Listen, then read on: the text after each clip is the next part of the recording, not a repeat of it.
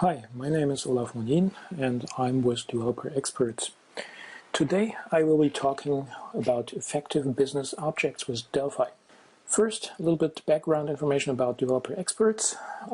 We are a company based in the US with offices in Germany and the US, and what we do is consulting for business customers, training, project work.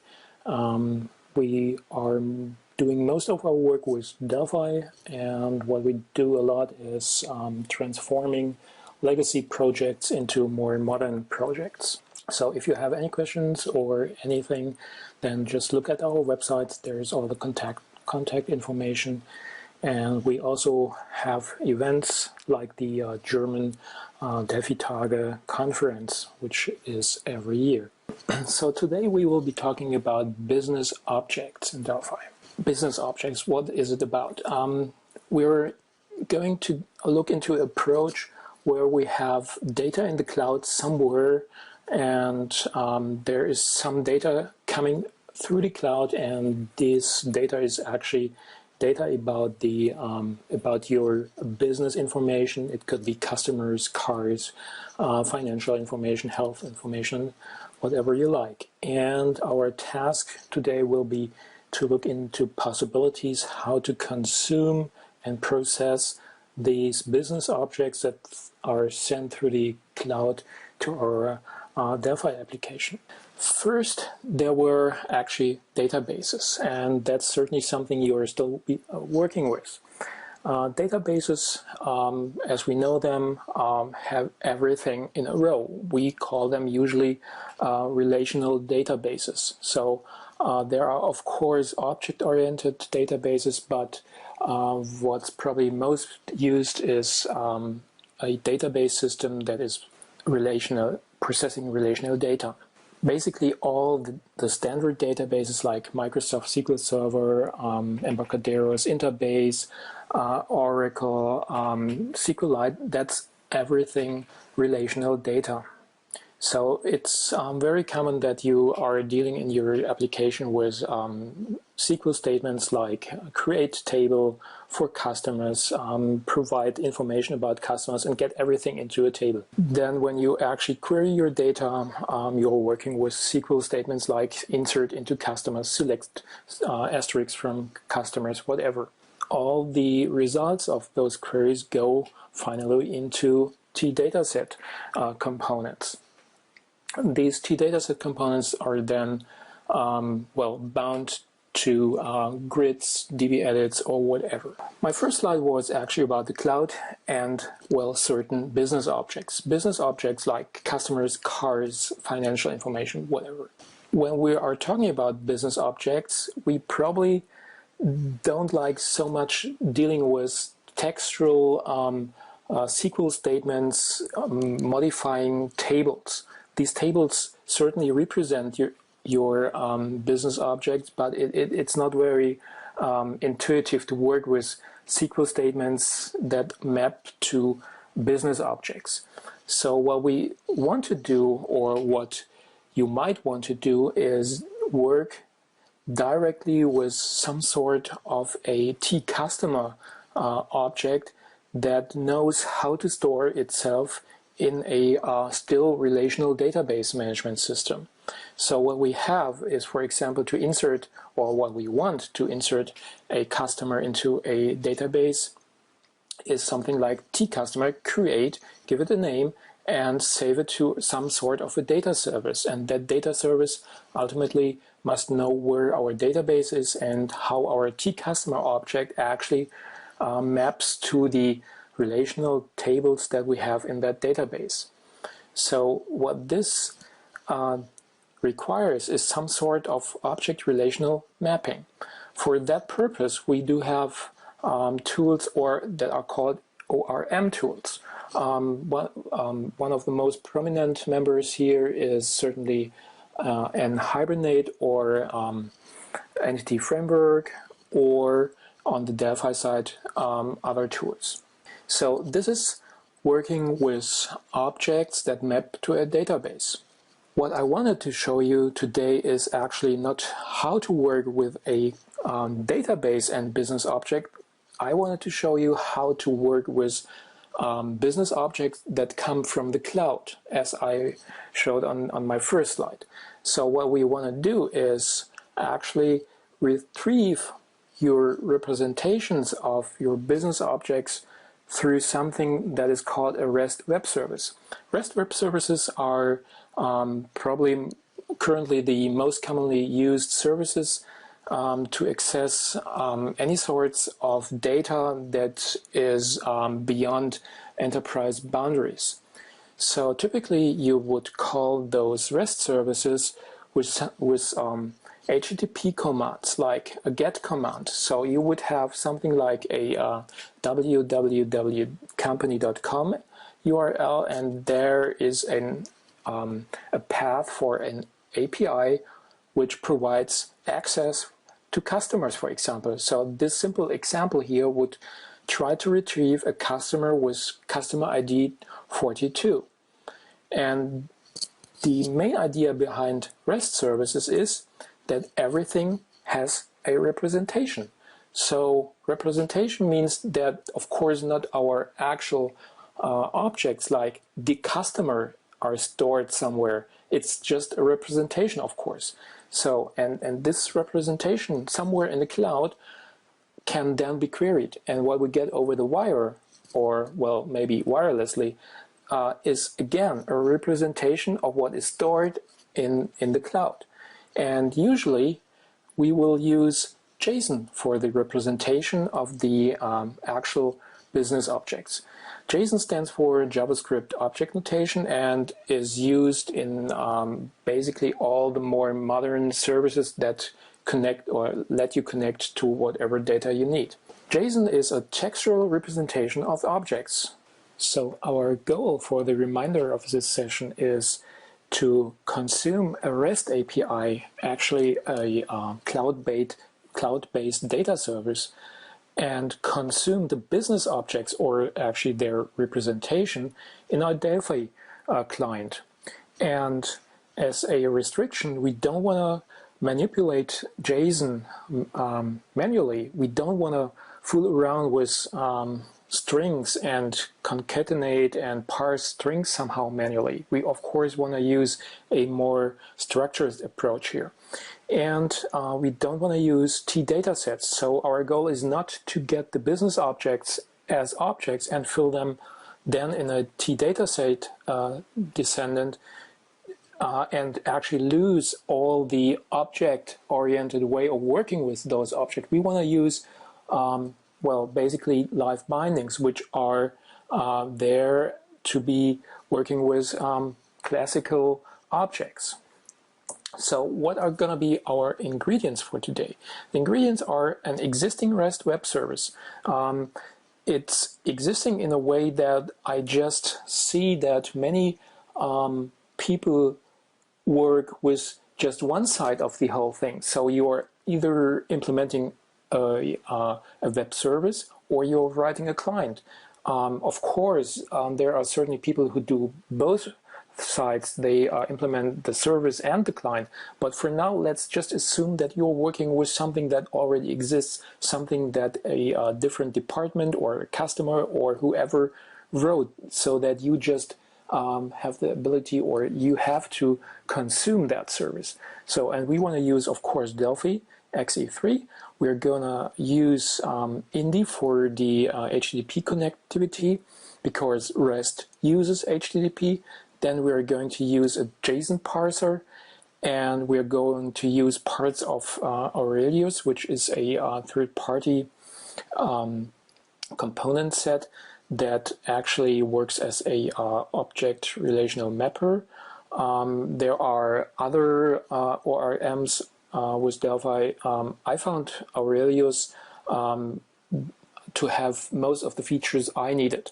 So I looked at different solutions for Delphi, but I found that Aurelius is for me working best. So it doesn't mean that the other solutions wouldn't work for you, but for now we're going to use Aurelius.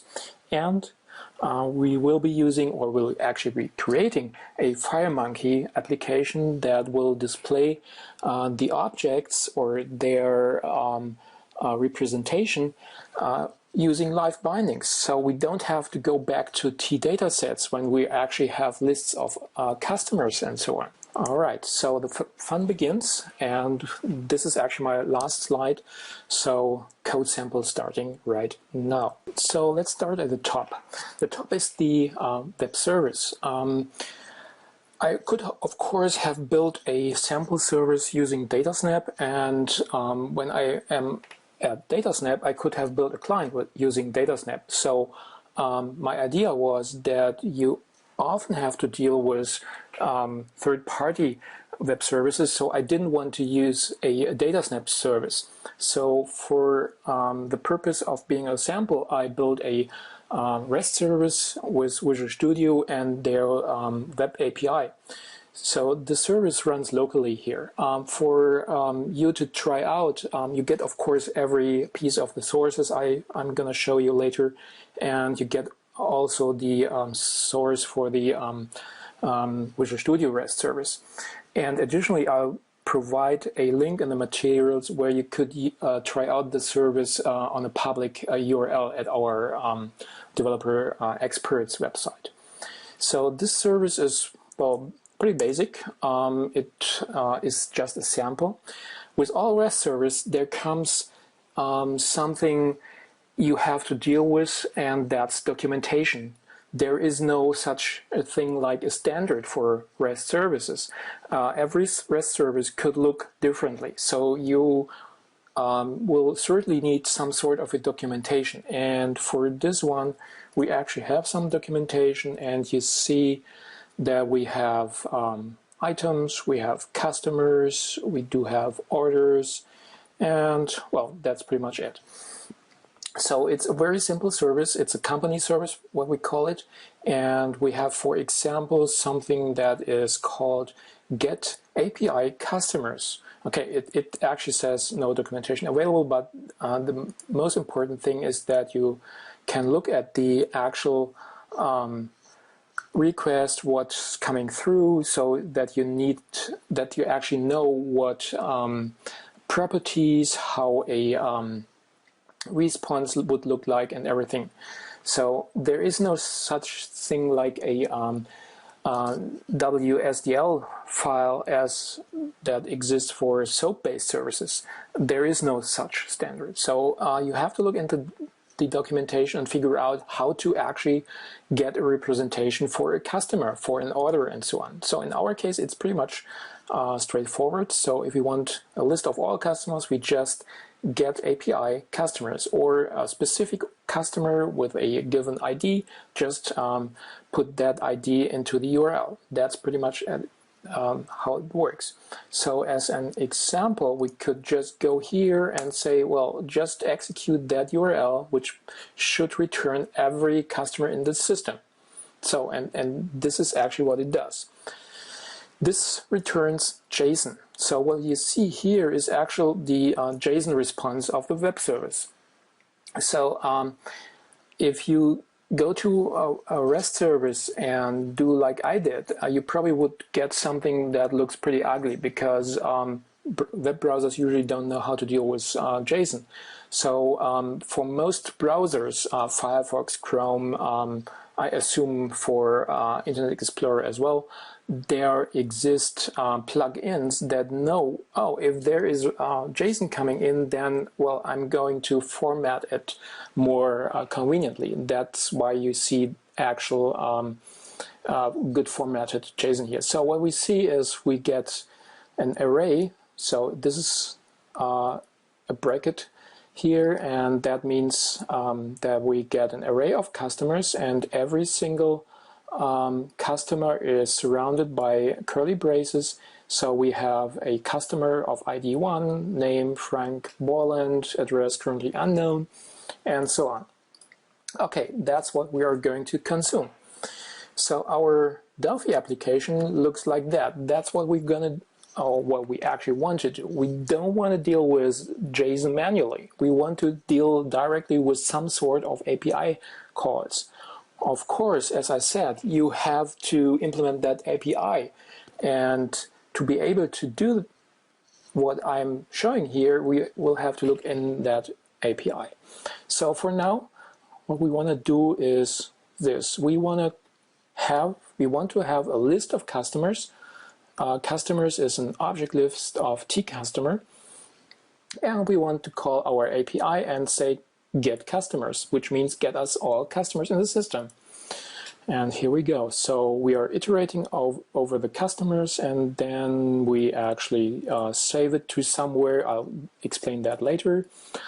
And here we go and print some information, and then we actually fetch the orders for that current customer.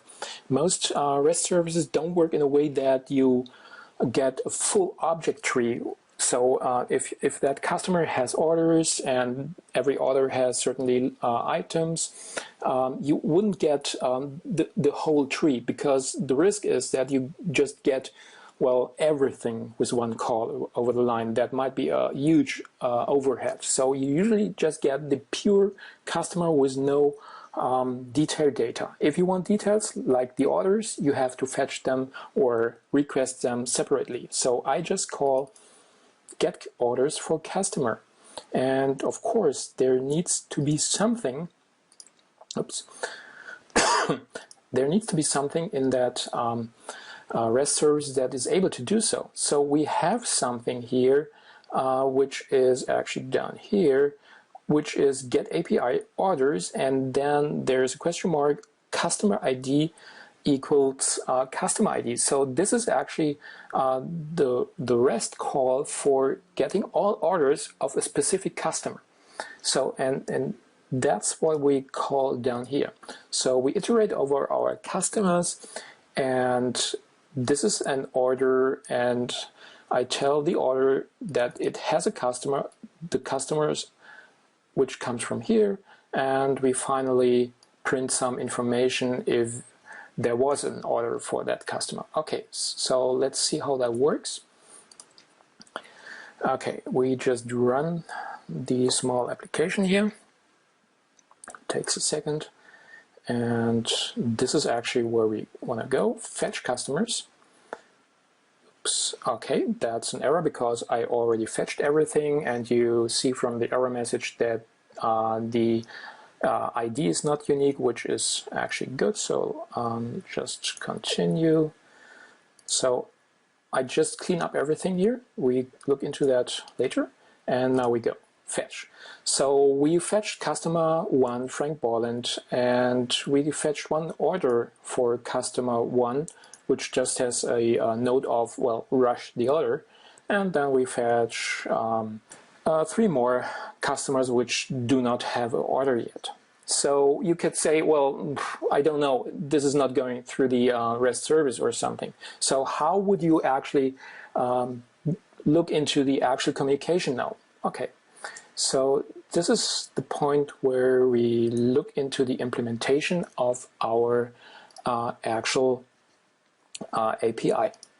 Okay, so this is the company API unit. There we have a class called tCompany API, which descends from some sort of REST client. So in this class, I implemented specifically for that service we are using right now a couple of methods. For example, we got get customers, which returns an object list of tCustomer. So this is basically something you have to write specifically for every service you are going to consume. And let's look into the implementation here. So the implementation is really straightforward. I just put in a comment which comes actually from the documentation, which tells me, okay, this is the partial URL you have to use to get a list of all customers. So I put that into a variable and say, well, this is customers, what I want, and I want an entity list with that query of type tCustomers. So this get entity list is something I implemented in a unit called REST client. This is something I produced specifically for consuming different types of REST services. It's something I developed over the time when we talk to different REST services. This actually has all the black magic in it. The black magic that uses Indie, that deals with all the request types you would have. Again, that's something you can actually just use. It's something I will probably put under open source licenses, and actually it has already some license node that you can just use it and do whatever you like with it. So what you need to write is, of course, this wrapper or specific API for your service, and that's descending from that REST client. So this is very easy to use. Let's look into the main form again. And in the main form, we do have some initialization. And in this initialization, let's look at the REST API part, which just actually initializes a new instance of our tCompany API and creates that with the base URL. And our base URL is basically, well, the starting point of the whole REST service, which is locally currently and starts off with API and then the actual commands or sub parameters. And at a certain point, we will need a username and a password. Of course, you can pull just data from the REST service, but probably you want to protect, or you have to protect any kinds of modifications. So if you look closely down here, we have insert customer. Insert, I just call it to be more closely to what we know from SQL. Insert means insert a new customer into the web service. So this one actually sends a new customer to the web service, and as a result, it tries to interpret the result as a customer that has an ID. So we know from the response of the REST service the ID of that new customer we just inserted, because the service is of course responsible for assigning the IDs. So previously I told you, well, how could you figure out what's actually going on? Is that possibly just a fake or something? Well, for that reason, we have a proxy property, so we can turn that one on. And when you work with REST services, it's always a recommendation of mine to use Fiddler. Fiddler is something you just Google, and it's a Windows application. It's free. Fiddler actually works as a local proxy and hooks into the whole communication you are sending over the HTTP protocol. So when we just turn that one on and run the application again, we should actually see that there is really something going over the wire. I just clear the database again, my local database. We will see that later, and fetch all customers. We see they are fetched again, and what we see here is what's going over the wire.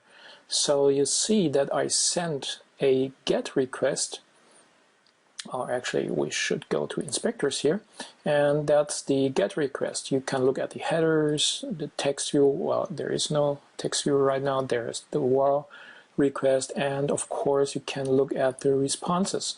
So this is the response for all customers. This is JSON, and it comes handy that it even knows how to parse JSON, so you could even go through complicated result sets if you don't know where the problem is or something. It's highly recommended to use Fiddler for analysis of all sorts of communication, HTTP communication.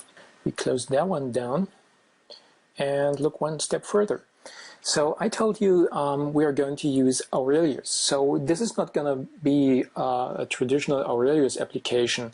So Aurelius is something I use to actually get the classes. So when you wonder where are actually my customers coming from, so when we look at the code like here, where is this customer coming from, which I'm obviously creating here locally just to try something. And there's an item and so on. So where are these classes coming from?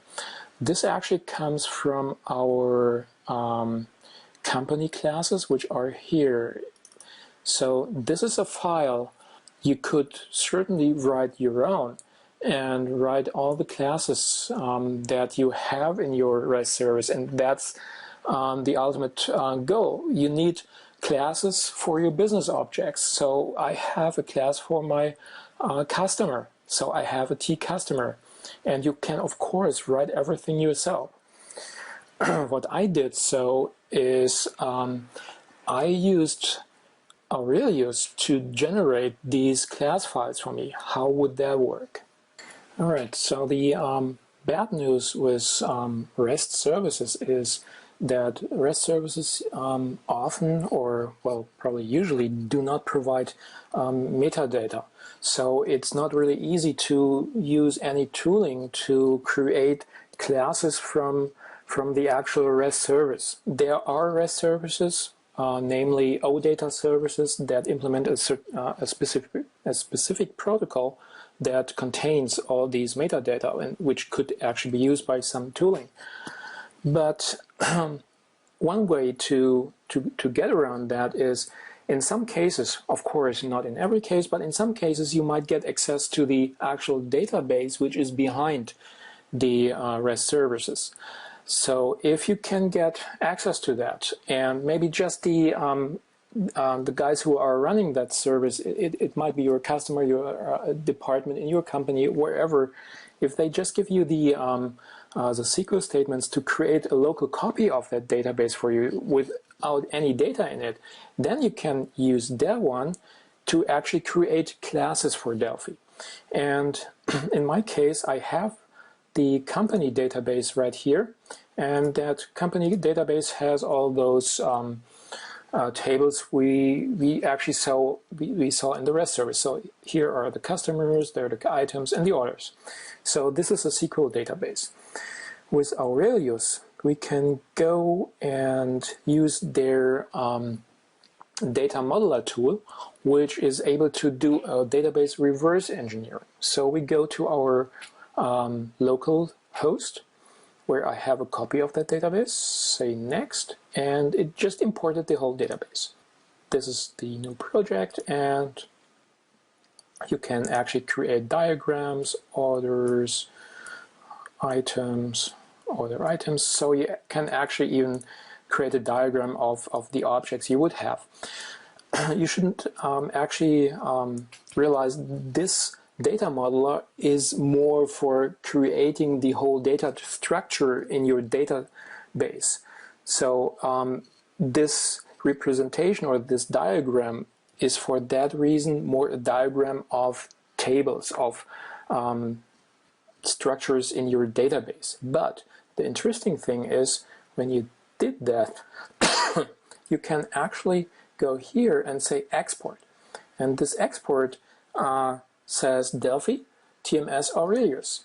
So what this would create is, let's give a path here, just temp for now, and you can say company, company classes. You might want to go through the different options here. You probably want to go to the mappings and check that there is everything right. You probably need to check the associations. So a customer would have an auto list. Yes, I want that. You could actually give a different name. I just leave it on default. Items, well, I don't want those. There is orders and all this kind of stuff. So here we see that we have orders and they have a customer ID, which is a bit weird. It's not an ID, it's actually the actual customer that's behind. So it would look like we're dealing with a ID and not with an actual customer. There is a small bug in that data modeler. I could actually change that to say customer here, but this little bug would prevent the code generator from producing the right code. They are working on it, and I think they already fixed that. So for now, we just leave it as it is. So just do that. So this actually created already a Delphi file. and we don't look at the just generated one. I'm going to look at the pre-generated one. So this is what I have here. This is basically the output of the Aurelius export. So you see, this is using certain capabilities of Aurelius. Most notably, they are implementing nullable types, which are important when dealing with database. We will later see that nullable types are actually still a little problem because they are not natively in Delphi, but well, you need to know about them. So what we got here is our T customer class. This is basically what the data modeler would produce. I actually modified it a little bit. Basically, I added a couple more attributes. These attributes are for the JSON parser. For example, I don't want the internal ID to be serialized because that's an ID we just keep locally.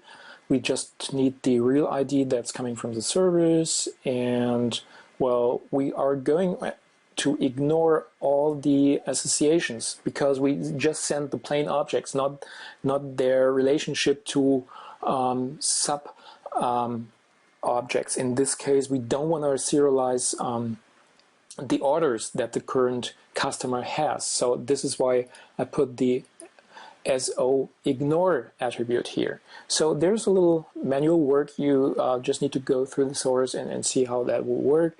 So as I mentioned, we do have some attributes here which are not Aurelius attributes. These are actually attributes that come from a unit called SuperObject. SuperObject is an open source unit, this one here, and it is a unit to parse and generate JSON. So it deals with JSON. This unit needs to know where or how are our columns or fields named. So the JSON parser would not take the properties, so it wouldn't take the property name and map it to something we saw here in our response. So we see we need something in the JSON called name, and in Delphi we still have a property name, but it doesn't look at the properties. It looks always as the at the fields of the class, because a property could be anything. It could be something which is only readable, might be even just writable. So it looks at the private fields, but usually your private fields have a F to differentiate them from the actual property. This would then be serialized as F name, and that's not what we need. So we tell SuperObject, that's what the SO stands for, to use the name, name. So we actually decorate our class and explain to SuperObject what to use, or what names to use. Same goes for address, ID, and so on. And what I did, so it's important that you actually take my copy of SuperObject. I will certainly talk to the guys and explain what I did. I added a feature that allows you to ignore certain fields.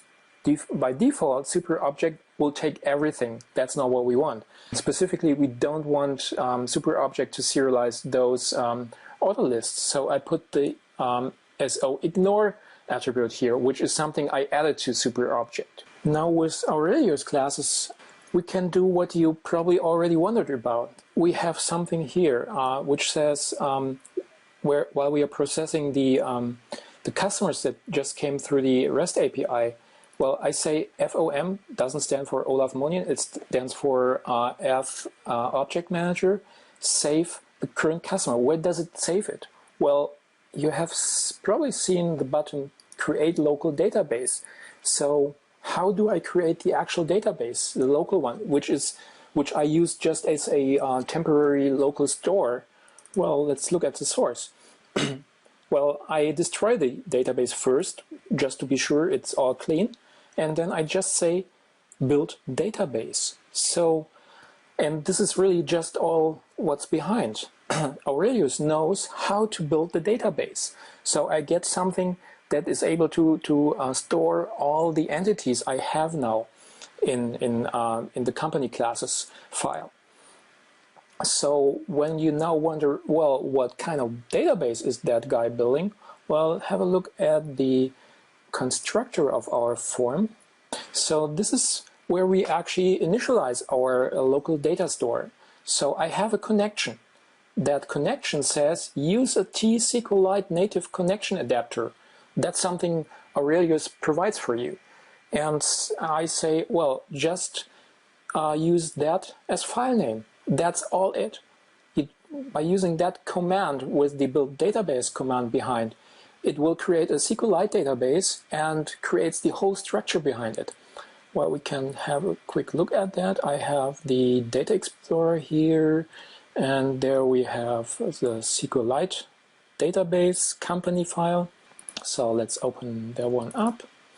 And here we see there are customers. It has address, ID, internal ID, is 30, name, whatever. So this is something Aurelius does for you. The only requirement is that you actually need the DLL for SQLite in your application directory. So we have company client. This is the file we just created, so it's current timestamp, and there should be somewhere the SQLite DLL. That's all you need. That's all that's needed for the magic that Aurelius does here. So you can, of course, connect to any other type of database. I just use SQLite because it's just easy. It doesn't have complicated requirements. All right, so we are getting to the last part now, LiveBindings. So we actually want to display the list of customers we do have in the system now in our local client, and maybe display the orders that exist for a certain customer. For that, we are using those LiveBindings. So let's have a look how I implemented that. This one is actually just a test, we can remove that. So by using Aurelius, we are sending a query to our local data store where our customers exist that we pulled from the REST service. So this is basically saying get a list of all customers where the address is not now. So this is a criteria language that is implemented by Aurelius. So we should get a list of customers down here, and I have a form bindings, and I call a method show and bind that list. All right, let's look how that will work. So we have already our fetch customers. We go to LiveBindings, and that's what happens. So we can actually navigate here. These are standard string grids that are bound to a specific data source. So, and you can see it really knows that Frank Borland has just one order. So let's have a look at the source code. This is our form bindings, and this is the show and bind method. So we actually create a new instance of that form, and it's called with a list of customers. We store that list locally in the form, and then here comes the black magic. So we actually create a TList bind source adapter. A TList bind source adapter is something that LiveBindings provide for you. LiveBindings work with TList bind source or bind sources generally. So to actually get a better idea of that, so we have just two standard string grids. So this is really just a string grid here. And this string grid has a adapter bind source customers, and this orders grid does have an adapter bind source orders. Okay, so let's turn on the visual bindings, and you can actually see that, for example, the grid orders is somehow connected to that adapter bind source. The idea of that is you probably already know how to use LiveBindings with real databases or something that comes from a data set or something. In our case, we want to use the LiveBinding to bind against existing lists of objects, and for that you need those adapter binders. These adapter binders actually need an adapter that tells them how they would work. Well, we can say, unfortunately, there is no visual component for that. You have to do that in code. So that's actually what we do here. This is the adapter that tells the other adapter how or where to get the actual data and what type it has. So we tell them the orders are of type T order, and we connect that adapter to the bind source and set it to active. We actually don't tell them yet where our orders are, because as second step we do the same thing for T customers. So we build a TList bind source adapter of type T customer and actually tell them this is our list of customers we just brought in, and we connect that one to the bind source customers. So this is actually where we connect the visual component. This is the visual component, and this is what we actually built in source. And to make it work, that when you scroll through the data, we actually assign a after scroll method to the customer adapter. So this after scroll, well, doesn't really do magic. It just sets the list for that one where we didn't provide a list yet. So we actually do not more than take the current customer from that one. Well, we know it's a T customer. Take its order list, that's something which exists in our T customer class, and set the list. And we say active again. This is actually the whole magic then that is required to bind against T objects or T object lists. We will certainly provide more information on our website about certain details, such as the nullable type, which are kind of a little problem still here. But the sample you got here actually shows how you can work with FireMonkey applications and REST services and get business objects out of it and actually bind them visually. And I think this is a very interesting approach, and we use that not in that an organized way. It's something I took from our experience we had with a couple of projects in the last couple of weeks, and this is the result. This sample I built here. So, well, I hope you get an idea of what I tried to show you, and you maybe want to try out some stuff. I guess you will get the sources from Embarcadero to all these presentations, and yeah, I will pack everything into it, even the Visual Studio web service, so you can try everything. Thank you. First question, isn't it much less performant to have a single GET request for every customer ID than to have a batch of orders for several customer IDs requested at the same time? Yes, it's something we are always thinking about. If you just have a single request for that just gets everything, it's certainly more performant because you get everything in one big package. But the downside is, or not really the downside, the problem is that most web services or REST services are just not designed like that. They are designed to usually designed to query customers, then send another request to get the orders and everything. So they are usually more granular in their design. So the REST service usually exists and we have to consume it. So if you build it yourself, and if you are after massive performance increases, yes, then you probably would create it or design it in a way that you could get everything in one huge request. Wouldn't it be much more efficient to use Aurelius dataset in conjunction with the server method or something else, and dataset provider instead of adapters in a form binding class method? Yeah, I get the question, or the idea behind the question. Honestly, I didn't do a comparison. What is faster? I didn't even look into the performance of visual or live bindings. I don't know if there are performance-wise a bad or good choice. They feel good from what I see. I didn't do any kind of research here. So if live bindings are maybe slower than traditional T-dataset oriented bindings, then yes, it would be a downgrade in performance, but we would have to put some research here. I don't know. Do we know something, how performance related live bindings are? I don't know. Doesn't the method in which this operates possibly create a problem of data concurrency, as locks would not be feasible? The problem of concurrency at what point?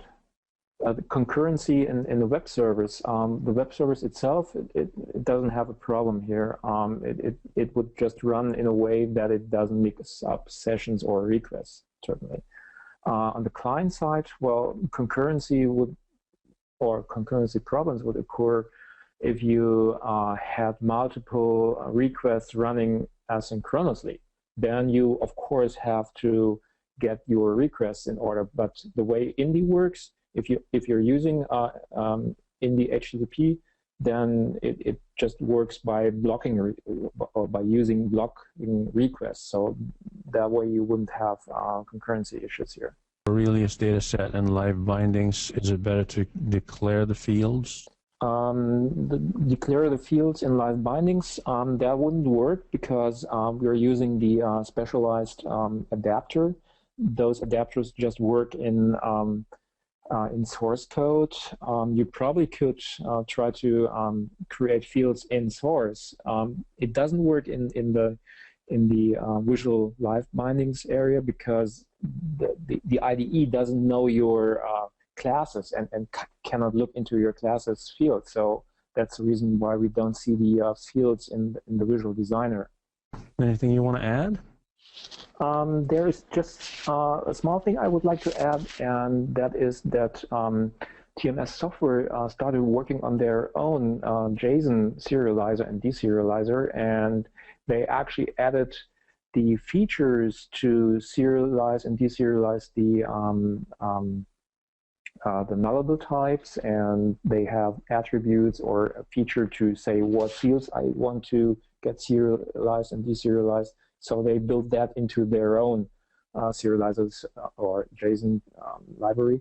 So you don't have to wait for a super object to implement that publicly. What I did, what I showed there in the session.